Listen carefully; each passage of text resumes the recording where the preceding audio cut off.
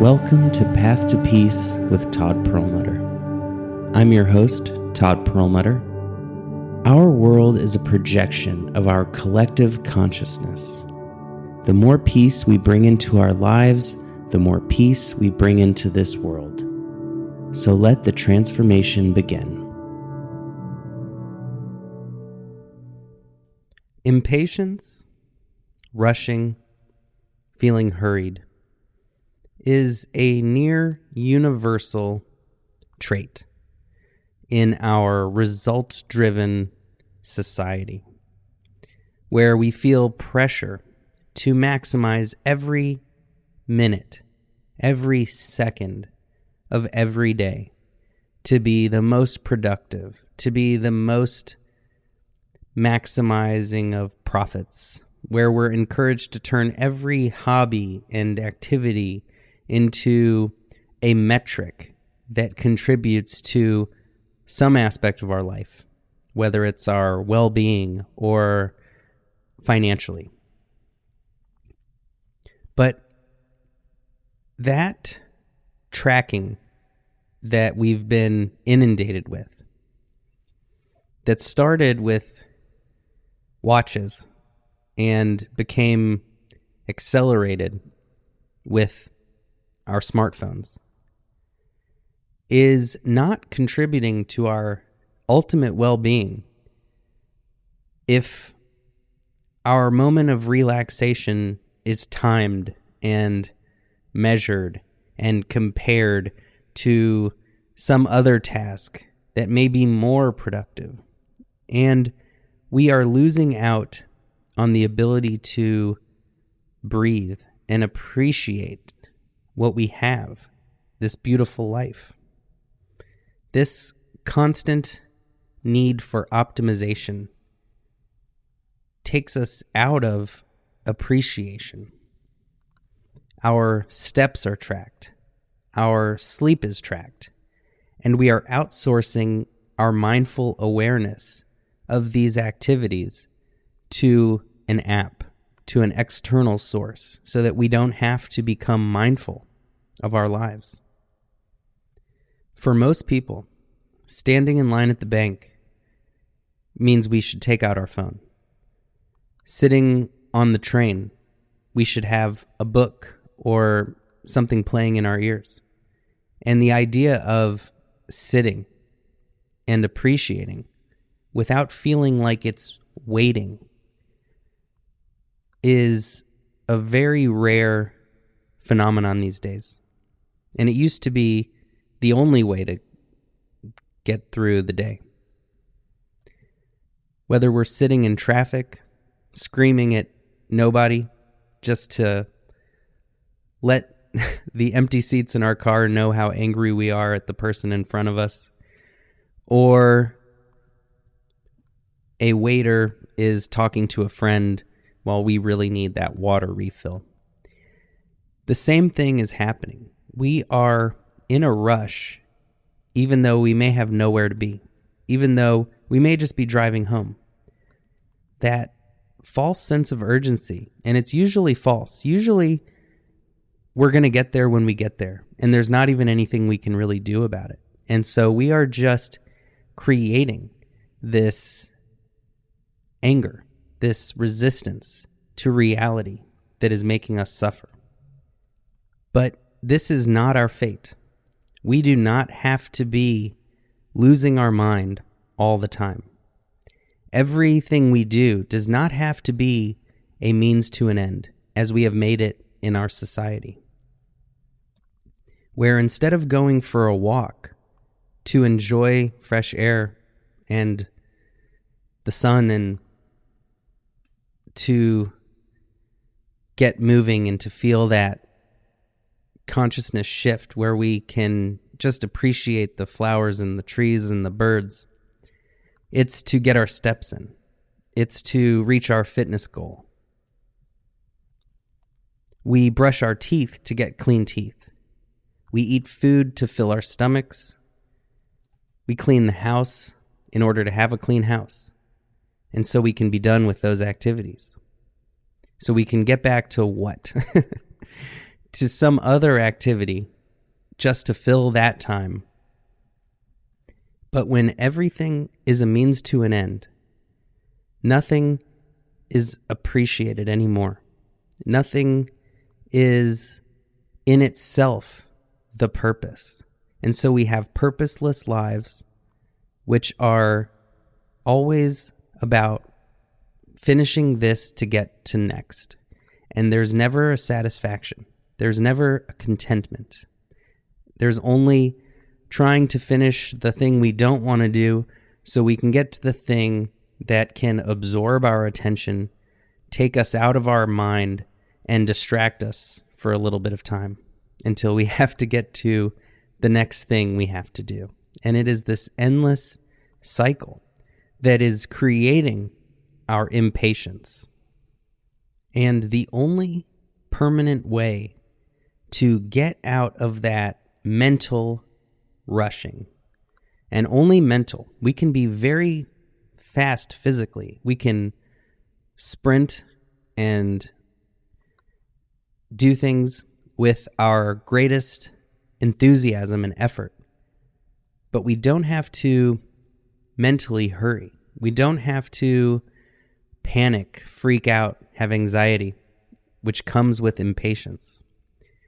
And to do that best is to practice presence. That is how we get out of that time trap where we are just passing time and we want to pass it as fast as possible.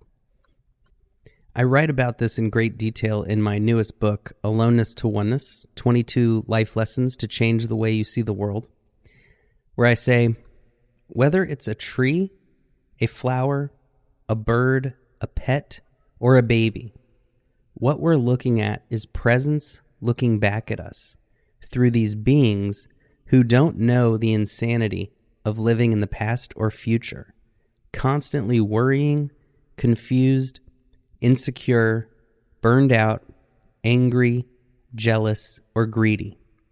They are pure peace, patience, presence, kindness, and joy. This is, of course, our true nature as well, which we can all rediscover.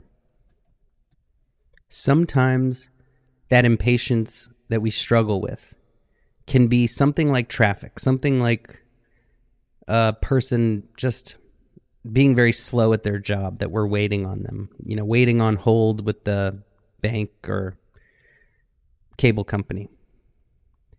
And sometimes it can be a larger time frame. It can be a court case pending.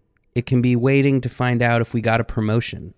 And for days, weeks, months, or years, we are suffering and stressing and struggling this impatience, this need to have it resolved, this need to get to the end so we can finally be free, relaxed, and at peace. But if we don't change the mindset now while it's going on, we will not have a different mindset at the end of it. Something else always comes up. That is the nature of our ever-changing universe. Only we can tap into the stillness within us. Most of us can sense that our attention spans have been shortening, not just in our lifetime, but if we watch a film from 100 years ago compared to today, today they cut every 2 seconds, 3 seconds, a different shot, a different perspective, a different scene.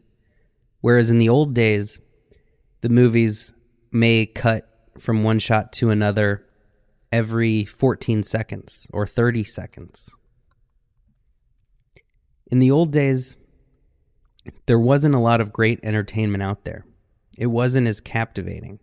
It was maybe we'd listen to the radio at night, read the newspaper in the morning, maybe watch a show when that came around on TV. And even before that, you would go maybe once a week or once a month to the theater. And that was the only way to be distracted from the present moment.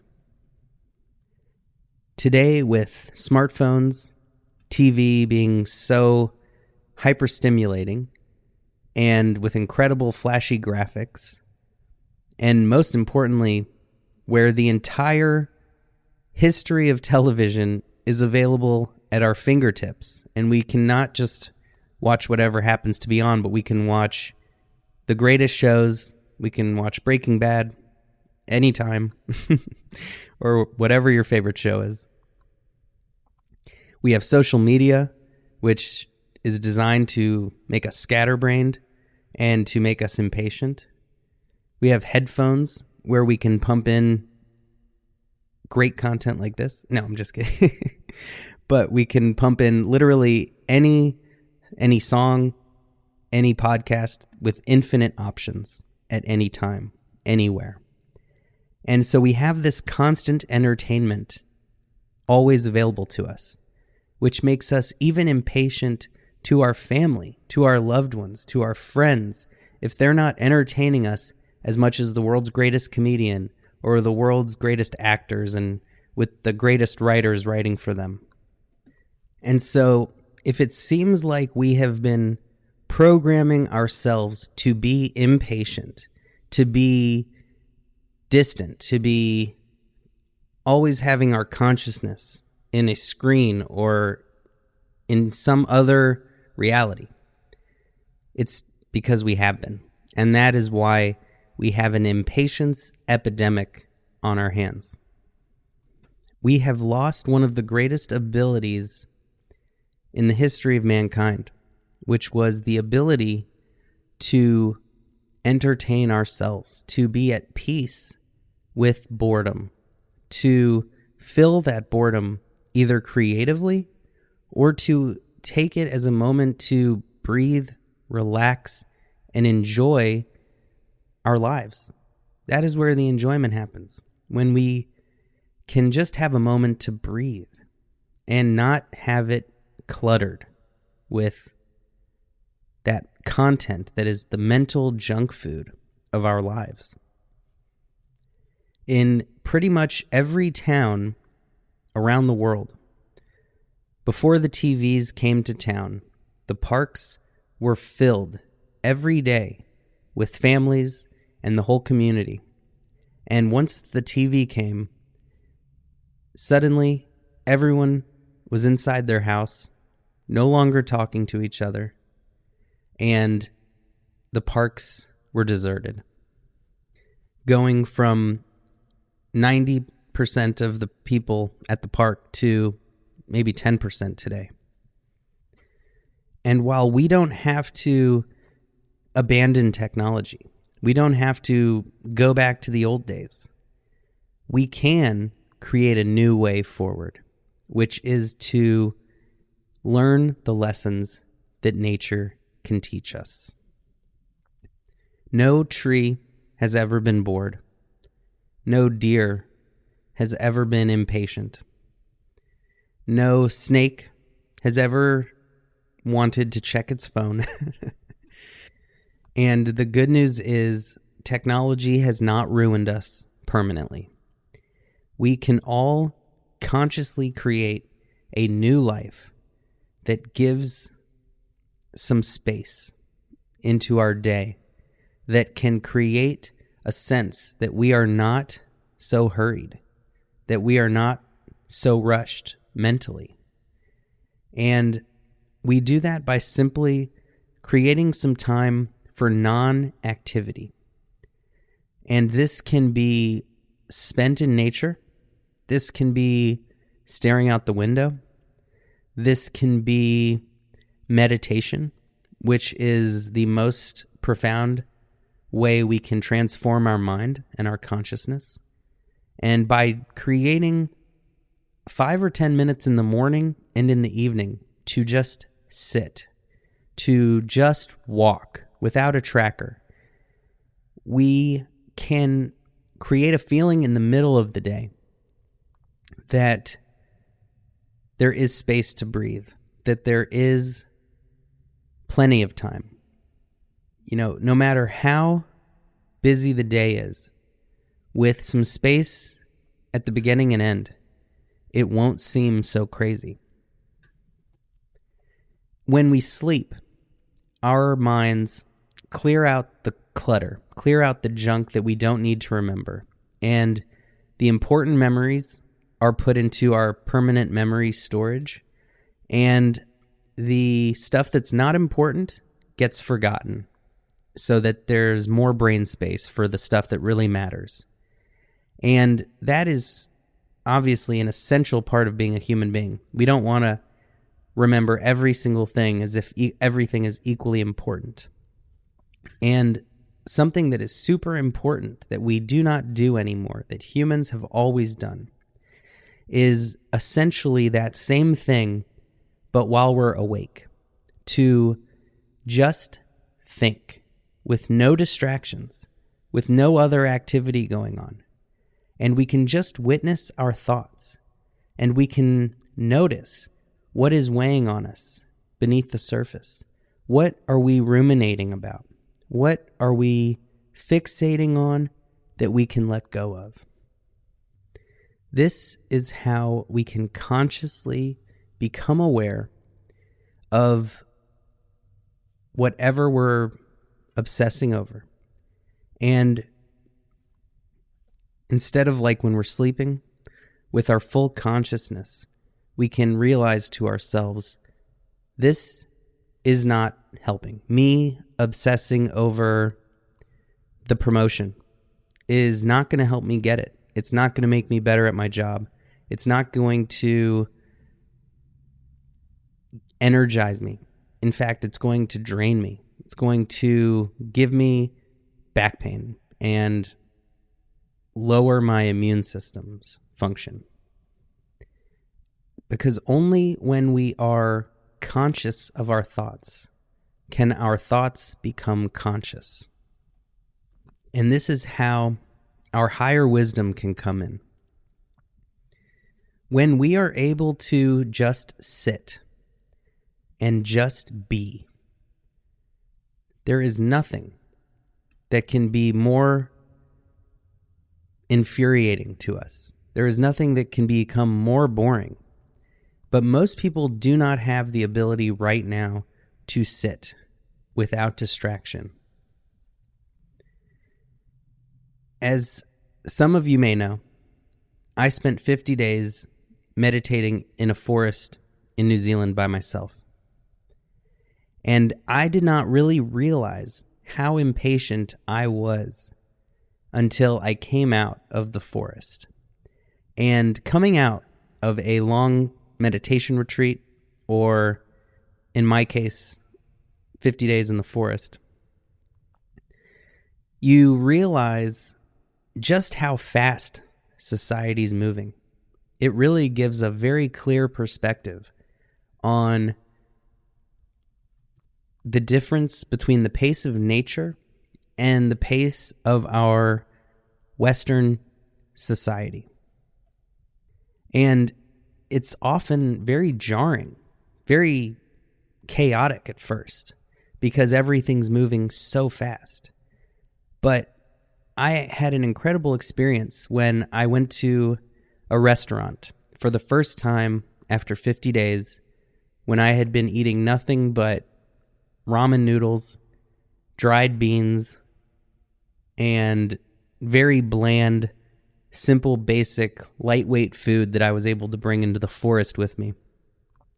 And I was just amazed by this very normal, typical restaurant. And I was blown away by just the fact that there was a server. Like, wow, do I want water?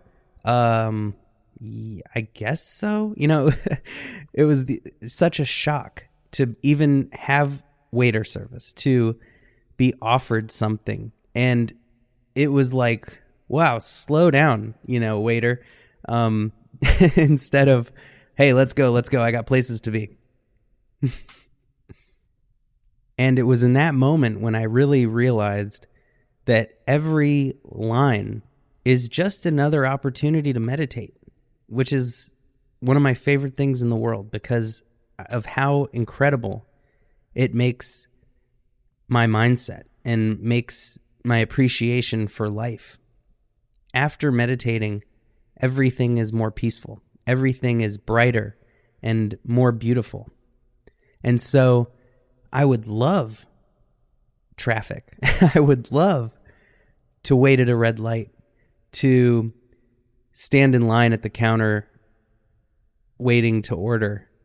And the idea of hurrying was like alien to me. And the beauty is we do not have to spend 50 days in the forest, because I am here to tell you that all we have to do is create that space in our daily life. It's really not about a one-time big event. It's about how do we continue the practice in our daily life?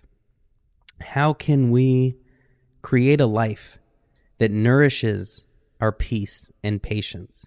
And we do that by taking those lessons from nature, from pondering the trees, the plants, and the animals, and even the babies who have all figured it out.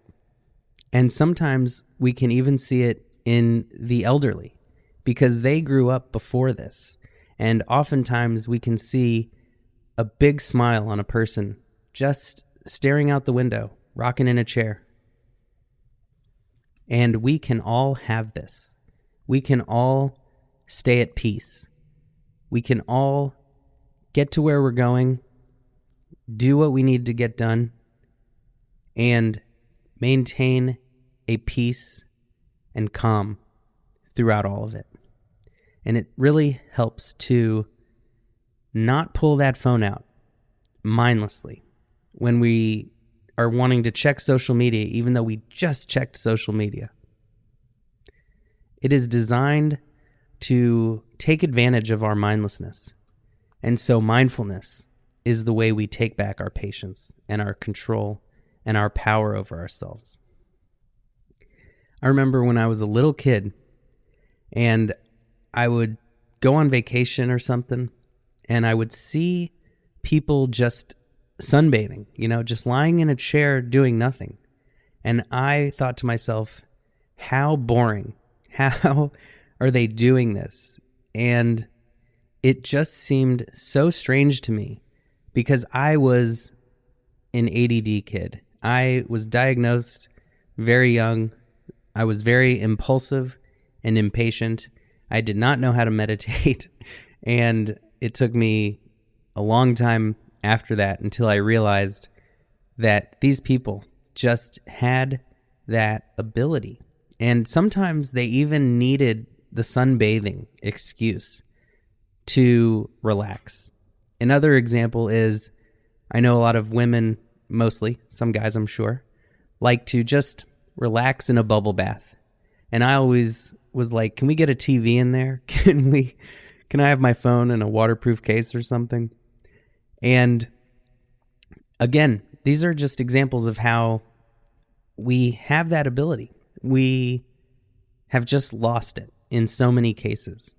And we need some kind of earworm, something to go in our head to fill up the space of that downtime, that stillness. And the more that we can embrace the stillness, the more patient and peaceful our lives become. Much love. You have been listening to Path to Peace with Todd Perlmutter. Being here and putting in this important and noble work is one of the greatest gifts you can give yourself and others. If you found this podcast even a little helpful, please make sure to leave a review so it can reach others who may be in need. And remember, the path to peace starts with a single step.